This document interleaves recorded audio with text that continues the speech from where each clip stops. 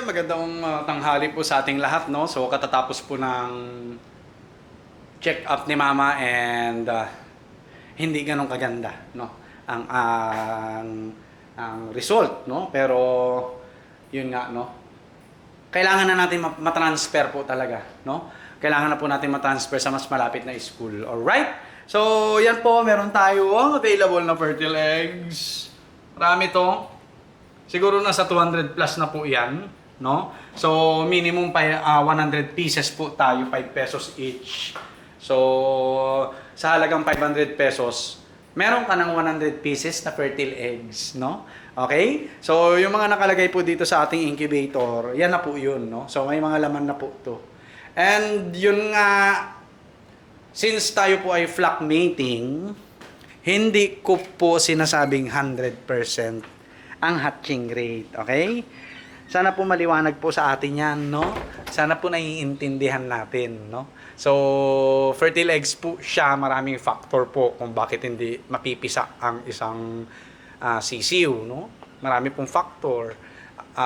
Human error, sa incubator, no? Pagmamanage ng fertile eggs, sa pag-i-incubate, no?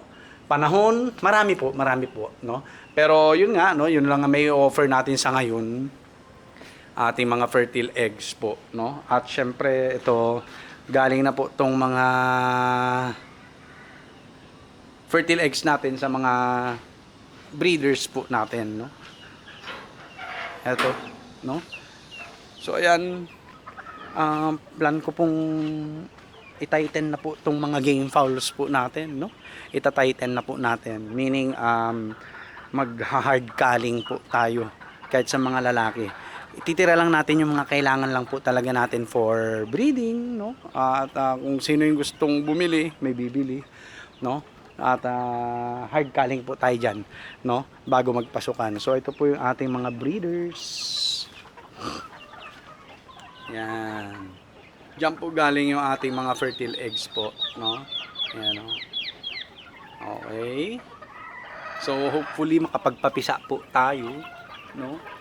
Sana po makapagpapisa po tayo. Ayan.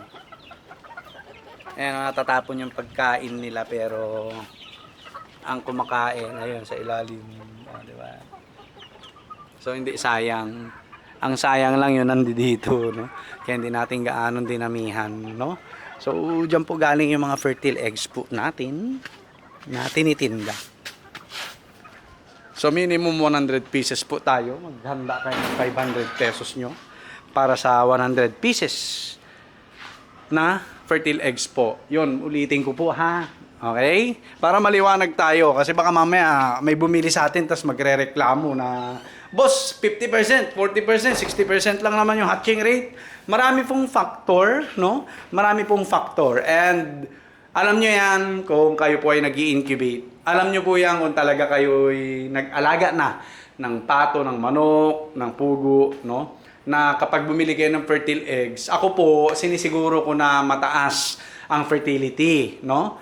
So, pagdating sa inyo ng itlog, nasa pangangalaga nyo na po yan, no? Nasa pangangalaga nyo na ang mga itlog mismo, nasa inyo na po ang pangangalaga ang mga incubators ninyo, no? At nasa pamamaraan na ng pag-i-incubate nyo po yan, no? Sa paraan nyo.